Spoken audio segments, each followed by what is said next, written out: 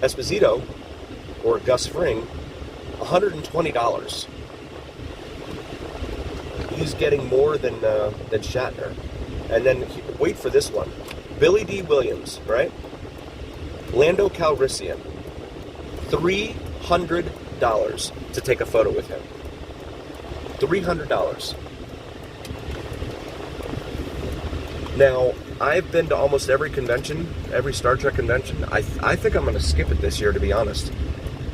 The admission prices skyrocketed. They used to be $40 per day. Now they're like $65 a day. And then the cost of just getting in there and taking photos with these people is just exorbitant, at least. At the least. There is the Mob Museum right there. Of course, we're not going to drive in there anymore. Yeah, definitely, Tobin. I agree. And Cinnamon, my wife, she was saying the same thing. She's like, that's just not worth it. I mean, Billy D. Williams, what's he done since then? Since Lando Calrissian, right?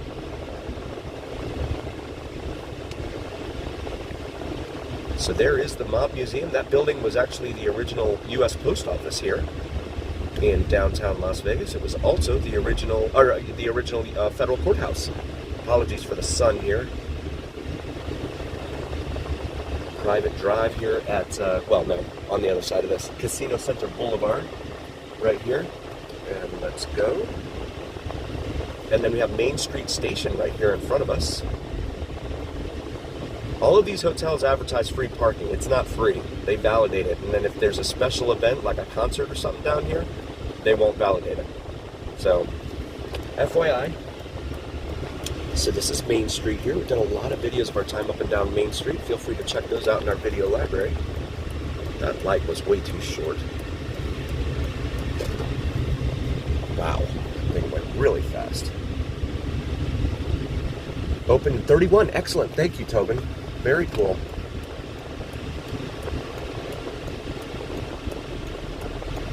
Yeah, so Circa, again, they want to open up a Circa 2 here.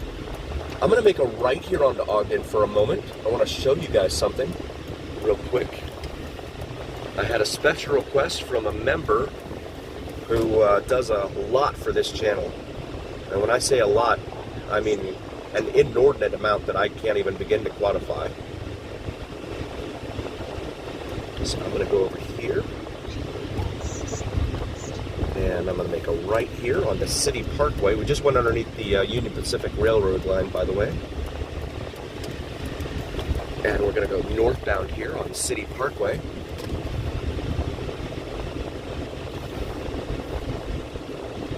And underneath the, this is underneath the Interstate 15.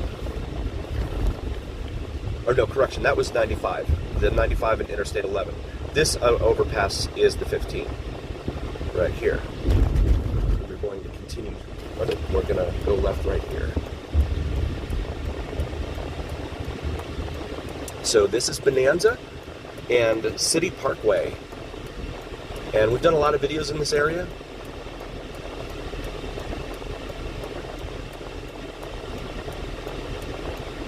Thank you so much, Snake Pit. Right on. 70 people. Yes, right on. Thank you, Paula. Christopher, no, she stays home with our boys. Our boys are both under the age of 5. So, yeah, she stays home and cares for them when Daddy's out here doing this. And then we've got, this is the 15 as well here, overpass. And it's just, it changes so fast. Just from the, what goes on there. I'm going to, actually, the sun is really bright here. Let me see what I can do here. I'm going to turn, yep, okay. So this is Beer Zombies, right here, brewing company. They have their own little food truck there too. Or no, that's a food truck that's out here just hanging out, it looks like. But the reason I came up here is because Tobin requested, and he has done a tremendous amount for this channel. Tobin requested that we come out here to 900 West Bonanza. This is the location, the former location, of the Moulin Rouge Casino, right there across the street. It's all gone now. It had a very short history. It was only open for 6 months. But during those 6 months, it is said that they really helped with the integration and getting rid of segregation, especially in terms of the performers, like certainly Sammy Davis Jr., etc. Because those guys would go down to the Strip, perform, and then they'd come back out here, which is what is known as the historic West Side. On the other side of this parking lot now, or whatever this is, this lot where Moulin Rouge used to be, is McWilliams Street, and that part of the historic West Side. And so all of this over here used to be black only back in those days, in those ignominious days. But the opening of the Moulin Rouge was said to have really helped kickstart the integration of folks here in town. And so wanted to bring that to you guys. I don't know, I haven't heard it. They want to build another casino here on the west side, the historic west side. It's up off of J Street, I think, or no, F Street, F as in Foxtrot. They want to build one up there, but the city's making them go through all these different hoops and stuff in order to actually get approved. So I don't know if that's going to happen, but this is some definite history here in Las Vegas and Las Vegas history. And then that street that I mentioned, McWilliams Street, that was the McWilliams town site. That's for he was named. The road was named for McWilliams, who bought land from Helen Stewart originally out here on this side of town. But the land that he purchased out here did not have water rights. So the people that came out here to buy land and settle here on this side of the town had no water. So then they were like, well, what are we going to do? So then they left and abandoned it pretty much, and he gave up and he sold it back. I think he sold it back, right, Tobin? Sold it back to Helen Stewart, who was one of the pioneers, very first pioneers here in Las Vegas, after whom Stewart Avenue, which we were just on, is named. But, yeah, Moulin Rouge used to sit right here. Shout out to Tobin for helping me out with all this. 900 West Bonanza, right here.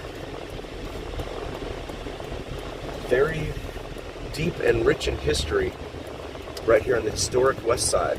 And there's some old cars there. There's an old Dodge Ram, but that's an old Cadillac, it looks like. Goodness. Sitting right there. That's really cool. So heading back under the 15 here, we'll head back over here towards Fremont. But Tobin has done, yeah, why don't you go ahead and get over in front of me. Tobin has done so much for this channel. And we are so very grateful for him. Dano, welcome. Thank you for being here. The GOAT. Tobin does so much research. And I try my best to remember it all. I really do. And I'm always embarrassed when some of it slips through the cracks, you know? And I'm like, Tobin, what year did you say that happened? Like, oh man, I forgot.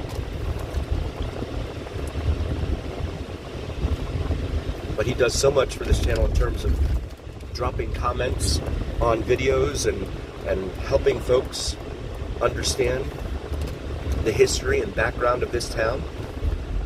How we got from where we were to where we are now. So this is interesting here. Ogden, actually, which is wedged in between Stewart and Fremont Street, as it comes out here to the other side from the Union Pacific Railroad line, it becomes Grand Central Parkway and curves to the south. That's where the North Premium outlets are, for anyone maybe visiting Fremont Street here. Okay, U-turn and I'll turn. And so the premium outlets, of course, Nike and Abercrombie and Fitch and all that are in there. But they did a nice job with this little overpass, at least. I wonder when it rains if it pools up in here. I've never tried driving through here when it rains. They have such a problem with the. They used to have such a problem with the Charleston underpass underneath the railroad. I'm curious. Oh, these guys are from Alaska. It's a pretty good drive. Paula Tenney, right on. All of you, I'm so grateful for all of you guys. My mods are terrific. Some awesome mods. All right, there's the green. And so we'll turn right, head back over here towards Fremont. Downtown's only bingo, third floor, smoke-free slots area, single zero roulette. Yeah, they've got like triple zeros out there now. That is just a losing bet for everyone. Oh, and by the way, again, Silver Sevens there on Flamingo just east of the Strip. 3-2 odds on blackjack there, so you can avoid the 6-5 or less paying 6-5 odds at the Strip casinos, as well as 5